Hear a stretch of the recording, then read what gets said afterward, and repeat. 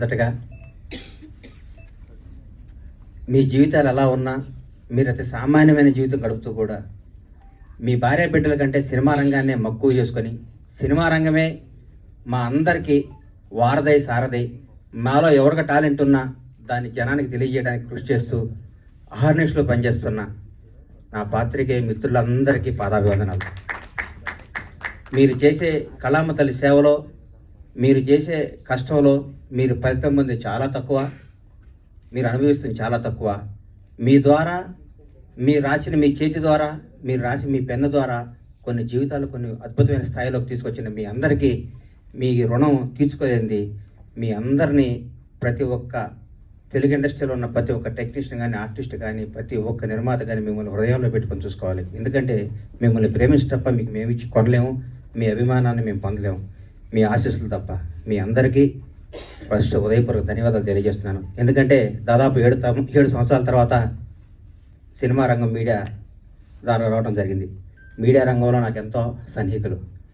నేను 32 ఏళ్ల కిందట వినాయకరావు గారు నాకు ఫస్ట్ ఇండస్ట్రీకి వచ్చిన పరిచయం. వినాయకరావు గారు, బాలరెడ్డి గారు, పిఏ రాజు గారు, మోహన్ కోటెడ్డి గారు, జగన్ గారు, ఎందరో, మన భాస్కర్ భట్ల నా స్నేహితుడు, గంగాధర శాస్త్రి గారు, అన్నే రవి, రకరకాల మంది, ఎంతోమంది ప్రవాహం పోతూ ఉన్నారు, కొత్త వాళ్ళు వస్తున్నారు. కానీ మీకు అందే తక్కువ, మీరు పడే కష్టం ఎక్కువ.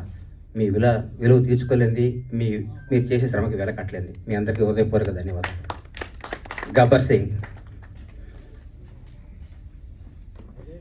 నా తల్లిదండ్రులు నాకు జన్మనిస్తే పవర్ స్టార్ పవన్ కళ్యాణ్ నాకు బతుకునిచ్చాడు. పవన్ కళ్యాణ్ గారి గురించి ఎంత చెప్పుకున్నా నేను తక్కువే. నేను ఆర్థికంగా ఎంత స్థాయికి వెళ్ళినా కానీ పవన్ కళ్యాణ్ లేకపోతే నాకు ఈ క్రేజు ఈ పేరు ఉండేది కాదు. మామూలుగా చిన్న చిన్న వేషాలు వేస్తూ ఉండి అప్పటికి కూడా ఏ రోజు కూడా బండ్లా గణేష్కి క్యారెక్టర్ కావాలి, ఈ క్యారెక్టర్ బండ్లా అనే స్థాయికి నా జీవితంలో రావటం జరగలేదు. వేషాలు వేయటం జరుగుతూ ఉండేది, రకరకాలు ఉండేది. ఒకనొక టైంలో అప్పుడు అసిస్టెంట్గా ఉన్న మా blockbuster director Harish Shankar గారు కూడా నాకు ఒక చింతకాయల రవి అనే సినిమాలో నన్ను రికమెండ్ చేసి అమెరికా పంపించారు. అప్పటి నుంచి మా సన్నిహిత సంబంధాలు మాకుండే. నన్ను నిర్మాతం చేశారు పవన్ కళ్యాణ్ గారు. ఒకరోజు పిలిచి ఎందుకు అన్నాడు, గని నువ్వు సినిమాలు చేస్తావు, నేను నిర్మాత చేస్తాను. నేను షాక్ అయ్యి, నేను నమ్మలేదు. నన్ను నేను నమ్ముకోలేని పరిస్థితిలో కూడా నన్ను నిర్మాత చేస్తే చాలామంది ఆయన అభివృద్ధి కోరుకుని ఆయన సన్నిహితులు కూడా నువ్వేంటే గణేష్ సినిమా చేయడం అంటే కూడా నేను మాట ఇచ్చాను, మాట తప్పను అని నన్ను నిర్మాతం చేసిన పవన్ కళ్యాణ్ గారికి ఈ సందర్భంగా ఇంకొకసారి పాదాభివందనాలు తెలియజేసుకుంటున్నాను. గబ్బర్ సింగ్ ఒక చరిత్ర.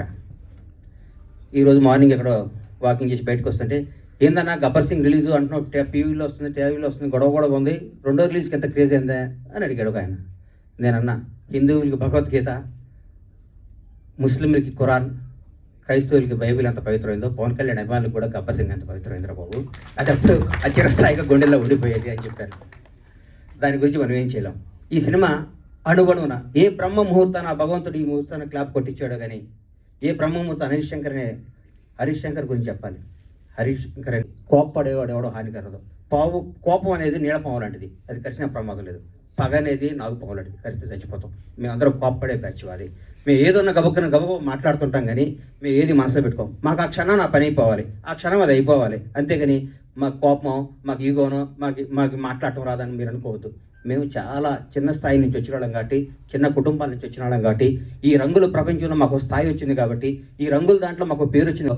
మా జీవితాన్ని మీద మచ్చరాయకూడదని మనస్ఫూర్తిగా మీకు కోరుకుంటూ, మీ ఆశీస్సులు ఉండాలని ఆశిస్తూ, మీ అందరి ఆశీస్సులతో మేము పైకి రావాలని ఇంకొకసారి కోరుకుంటున్నాం. ఈ గబ్బర్ సింగ్ అనే సినిమాని అణువణువున ప్రతి అడుగు, ప్రతి మాట, ప్రతి క్షణం, ప్రతి కష్టం హరీష్ శంకర్కి చెందుతుంది. హీరో గారితో అంతకుముందు నేను 3 మార్క్స్ సినిమా తీశాను. హీరో గారు ఎవరేం చెప్తే అది చేస్తాడు, పాపం నమ్మితే వదిలేస్తాడు. గబ్బర్ సింగ్ అనే చిత్రాన్ని హరీష్ శంకర్ ఏం చెప్తే అది చేద్దామని ఫస్ట్ డే నాతో చెప్పాడు. బాబు నేను షర్టు గుడ్డి నిప్పితే పోలీసు అడిగిపోతాడా అని అడిగాను. నేను ప్రశ్న, నీకెందుకురా, నువ్వు దూరం కూర్చోండి కూడా. ఆయన ప్రతి ఒక్కటి అంత గొప్ప సినిమా. 12 సంవత్సరాల కెరీర్లో ఆ ప్రయాణంలో ఒక్కొక్కళ్ళు మల్లెపూలు ఇస్తే కొంత తల్లో పెట్టుకుని కొంత ఎక్కడో పెట్టుకుంటారు. హరీష్ శంకర్ని వాడుకునేవాడికి తెలుస్తుంది హరీష్ శంకర్ పవర్ ఏంటి. వాడుకునేవాడు ఎక్కడో పెట్టుకుంటే మనం ఏం చేస్తాం దానికి. ఇప్పుడు మల్లెపూలు ఉంటాయి, కొందరు పదు తల్లో పెట్టుకుంటారు, కొందరు దేవుడి దగ్గర పెడతారు, కొందరికి ఎక్కడో పెడతారు. మా హరీష్ శంకర్ అనే ఒక డైమండ్ని ఎక్కడో పెడుతున్నారు. హరీష్ శంకర్ అనేవాడు నాకు వస్తే, హరీష్ శంకర్ అనేవాడు ఎక్కడితే ఆ పువ్వు అనేవాడిని ఎట్లా నేను చూపిస్తాను. నేను హరీష్ శంకర్ అనేవాడిని అద్భుతంగా ఒక సీసాలో అద్భుతమైన సీసాలో సారా పోతే సారా సీసా అవుతుంది, పాలు పోతే పాలు సీసా, అమృతంతో అమృతం సీసా అవుతుంది. హరీష్ శంకర్ అనేవాడు సీసాలు అంటాడు. ఆ సీసాలో అద్భుతమైన సినిమా కథ చేసుకుంటే హరీష్ శంకర్ తెలుగు ఇండస్ట్రీలో రాబోయే 25 ఏళ్ళు డైరెక్టర్గా నంబర్ 1గా ఉంటాడు. నాకు తెలుసు హరీష్ శంకర్ అంటే, నాకు తెలుసు. పవన్ కళ్యాణ్ గారి గురించి ఏం చెప్పమంటారు, ఎందుకు చెప్పమంటారు, ఎన్నేం చెప్పమంటారు? ఒక గొప్ప మానవత్వం గల వ్యక్తి, ఒక నిజాయితీ గల నిబద్ధత గల వ్యక్తి, నీతివంతుడు. తన కోసమే కాదు, తన బిడ్డల కోసమే కాదు, తన బిడ్డల కోసం, తన కుటుంబం కోసం అంటే సంవత్సరానికి ఒక సినిమా చేసుకుంటూ ఎవరిని కలపకుండా 6 నెలలు ఇక్కడ, 6 నెలలు ఫారిన్లో, 6 నెలలు జనాన్ని కనపడకుండా నెలకు 10 రోజులు షూటింగ్ చేసుకుంటూ సంవత్సరానికి భారతదేశంలో ఏ నటుడు పొందనంత అత్యధిక రెమ్యునేషన్ పొంది కూడా హాయిగా బతకగల కెపాసిటీ ఉన్న పవన్ కళ్యాణ్ ఈ రోజు జనం కోసం కుటుంబాన్ని వదిలేసి, పిల్లల్ని వదిలేసి, తన సుఖాలను వదిలేసి, అన్నీ వదిలేసి అహర్నిశలు పోరాడి 10 సంవత్సరాలు, దాదాపు 10 సంవత్సరాల పాటు, 10-12 సంవత్సరాల పాటు ప్రజల కోసం పోరాడి ఈరోజు ఒక స్థాయిలో ఉన్నారు. నేను పూర్తి స్థాయిలో ఉన్నాను నేను చెప్పను, ఎందుకంటే నేను ఆయన ఎక్కడో ఊహించుకున్నాను. అది అవుతుంది, ఆయన రోజు నేను మాట్లాడతాను. పవన్ కళ్యాణ్ ఒక నిబద్ధత గల వ్యక్తి, నిజాయితీగా బతికే మనిషి, నీతిగా బతికే మనిషి. నన్ను ఒక ఆయన, అరే హీరో పవన్ కళ్యాణ్ గారు ముఖ్యమంత్రి అయ్యారు కదా, ఒక చిన్న పని చెప్తా ఉన్నాడు. నేను పైనుంచి కింద చూశాను, నన్ను కొడతాడు నాయన, కొందరిని దూరం నుంచి చూడాలి, కొంత దగ్గరికి వెళ్తాను, ట్రై చేయకూడదు, మనకు అనవసరం అవన్నీ, ఆయన ఎప్పుడు పిలిస్తే వెళ్తాను వదిలేయని చెప్పాను. అట్లాంటి పవన్ కళ్యాణ్ గారితో గబ్బర్ సింగ్ లాంటి సినిమా తీయటం, దాన్ని రిలీజ్ చేయాలని 1 year బ్యాక్ నేను, నా మిత్రుడు మర్చిపోయాను. ఈ గబ్బర్ సింగ్ అనే సినిమాని ఎట్లా రిలీజ్ చేయాలంటే దీన్ని హీరో గారిని నాకంటే ఎక్కువ ప్రేమించేవాడు ఎవరున్నారు? ప్రేమించి ఈ సినిమా రిలీజ్ చేయాలి, ప్రేమించి ఈ సినిమా డైరెక్ట్ చేశాడు హరీష్ శంకర్, ప్రేమించి ఈ సినిమా తీశాను నేను, ప్రేమించి అద్భుతంగా మ్యూజిక్ చేశాడు దేవిశ్రీ ప్రసాద్. ప్రతి ఒక్కడు, రమేష్ రెడ్డి గారు కానీ, సతీష్ కానీ, కోడైరెక్టర్లు కానీ, మా బాబీ కానీ, రామారావు గారు కానీ, ప్రతి ఒక్కళ్ళు ఈ సినిమాకి, మా విజయ్ కానీ డైరెక్టర్ అయ్యాడు, విజయ్ కానీ, ఒక్కళ్ళు కాదు, మా హనుమంతరావు గారు కానీ, మా సుబ్రహ్మణ్యం కానీ, మా అయ్యప్ప కానీ, మా ప్రొడక్షన్ కానీ, మా టీం, మా శ్రీనివాస్ గారు కానీ, ప్రతి ఒక్కళ్ళు దీని ఈ సినిమా ఇది కొట్టాలి సార్, ఇది కొట్టాలి, ఇది పండగ. ప్రతిరోజు మా ఇంట్లో ప్రతి షూటింగ్ అంటే పండగ జరిగే షూటింగ్. ఈ షూటింగ్లో హీరో గారు గుర్రం నుంచి పడబోయాడు. ఇక్కడ మన గుజరాత్లో. షాక్ అయిపోయాను నేను, కింద పడితే ప్రాణం పోయేది. ఆ రోజు పవన్ కళ్యాణ్ గారికి ప్రాణం పోయేది.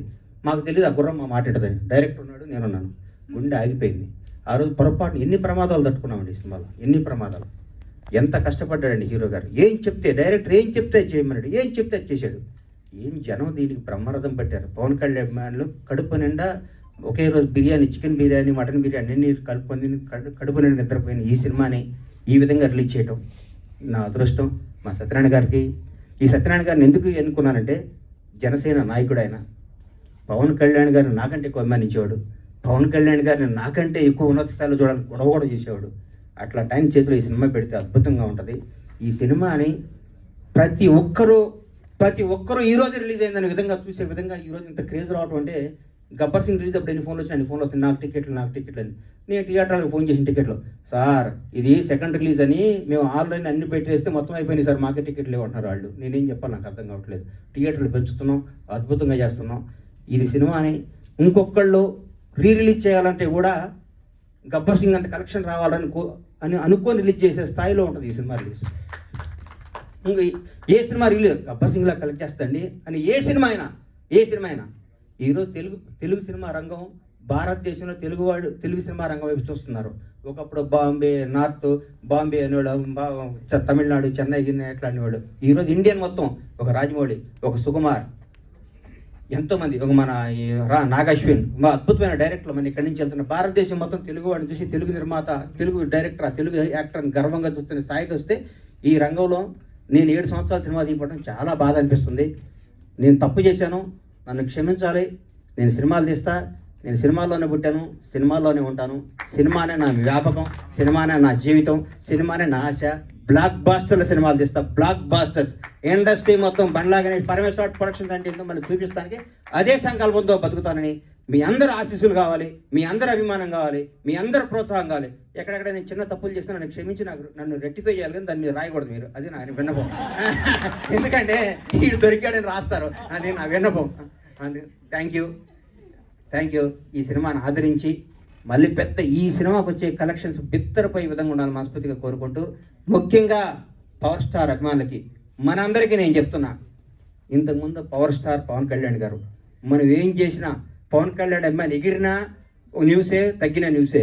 ఇప్పుడు నేను చెప్తున్నా, గౌరవ ఆంధ్రప్రదేశ్ రాష్ట్ర ఉప ముఖ్యమంత్రి, జనసేన నాయకుడు, ఈరోజు భారతదేశాన్ని పరిపాలిస్తున్న ప్రభుత్వంలో ఒక కీలక పాత్ర పోషిస్తున్న మహోన్నత వ్యక్తి.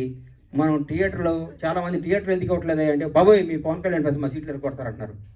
మీ అందరికీ చెప్తున్నాం సార్, ఎగ్జిబిటర్స్ అందరికీ, మా పవన్ కళ్యాణ్ ఫ్యాన్స్ ఇంతకు ముందు కాదు, క్రమశిక్షణ గల వాళ్ళు. మీ సీట్లు ఎరగొట్టరు, ఆనందం తెలియజేసుకుంటారు, మీకు ఏ నష్టం చేయరు. దయచేసి మాకు థియేటర్లు ఇవ్వండి. దయచేసి చేతులెత్తి నమస్కరిస్తున్న ఎగ్జిబిటర్స్ అందరికీ థియేటర్స్ ఇవ్వండి. పవన్ కళ్యాణ్ ప్రతి ఒక్క అభిమాని సెప్టెంబర్ 2వ తారీఖు నాడు ఉదయాన్నే గుడికి వెళ్తాడు, 11 థియేటర్కి వెళ్తాడు. ఇది కన్ఫర్మ్. గుడికి వెళ్ళి పవన్ కళ్యాణ్ 100 ఏళ్ళు బతకాలనుకుంటారు, థియేటర్కి వచ్చి పవన్ కళ్యాణ్ ఉత్సవాలు చూసుకుంటారు. ఈ రెండింటిని మాత్రం మీరు మమ్మల్ని నిరుత్సాహపరచొద్దు.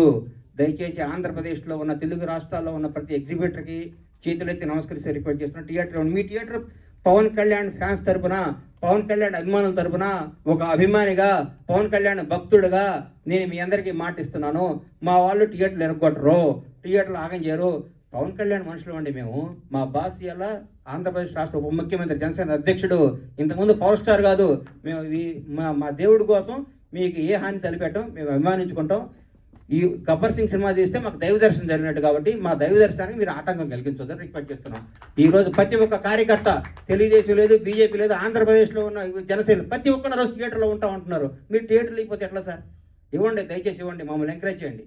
Thank you.